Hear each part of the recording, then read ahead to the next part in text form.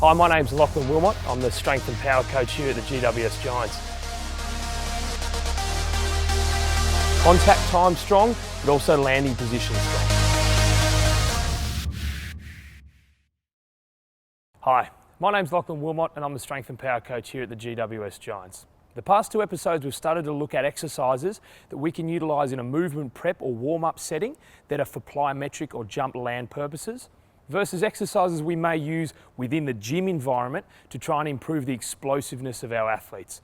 So as far as I'm concerned, there is a vast difference between mechanical, low amplitude movements that have small mechanical benefits versus high-end plyometric work that is actually going to carry over into an explosive setting or on-field / on-track setting.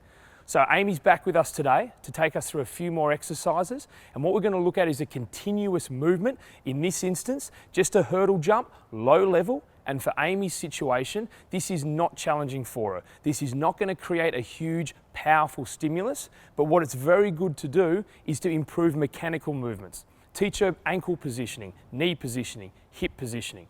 So what we're going to do is show you a nice simple movement for Amy, and then utilise a more explosive option that we can see how we would use it within a gym setting that hopefully Amy could improve her explosive output and then take that into her sporting world. Okay, Amy, ready to get going? So this first one, we're just going to do a double leg hurdle jump, nice and controlled, just looking at low amplitude, nice controlled landing and nice fluid movement.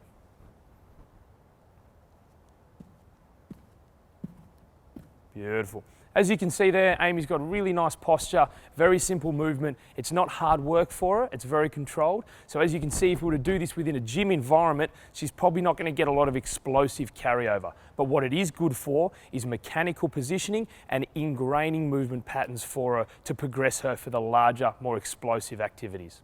Now we've just seen Amy complete a low hurdle or low amplitude jump, which is really good for her warm-up and prep work. And now she's going to demonstrate how we can utilise some hurdle work within an actual program that's going to elicit a response for her, because this is much higher, it's a little bit more challenging for her, she's got a little bit more power output, and that stretch shortening cycle is really being taxed at the same time as well. What we've done is we've set up the contact mat at the end here. We've only got one contact mat today, so to get the best bang for our buck, we're going to put it on the last hurdle. We can assume, it's not perfect, but we will assume that if she's hitting contact time with this last jump, that the previous jumps are going to be pretty good as well. So we're looking to see that she gets under 200 milliseconds with this one here. So let's hope with her vertical aspects, we can start to produce a little bit of force out of the bottom position. So Amy's about to demonstrate a higher hurdle jump now. Now keep in mind for Amy, this is her challenging position. This is the height that's going to create the best stimulus. For a beginner athlete, what she warmed up with may be the height that's going to stimulate them the best. So as a coach, you've got to understand your athlete and what height they need. So often warm-ups can start to progress, and you'll find that what they were utilising as their key stimulus will start to become their warm-up as they progress through the heights and the different stages of hurdle work. So, stressing again, this is a really good height for Amy, but may be different for your athletes. So as she comes through, she's going to demonstrate a really smooth movement as she jumps over the hurdles. We're going to see that toe cocked up, that heel brought up to the glute, and a nice cyclical movement. Remembering we've got the contact mat with the last jump here to see how she goes after a couple of hurdles.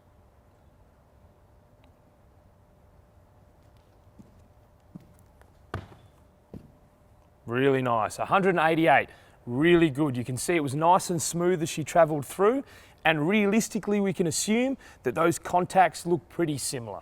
So as you can see, Amy's managed to get under that 200 millisecond mark, which is exceptionally good for that height of hurdle. So as a coach now, I need to decide, do I keep her at that and try and challenge her to get a little bit lower contact time, or do I raise the hurdles to make it a little bit tougher for her landing? Because obviously the higher they go, the larger the force when she comes down, and that stretch shortening cycle needs to really kick in to create that recoil over the next hurdle. So from my perspective, I'd start to lift those hurdles up a little bit to challenge her, but that does come with a little bit of risk. So as a coach, that's up to you to interpret and utilise with your athlete.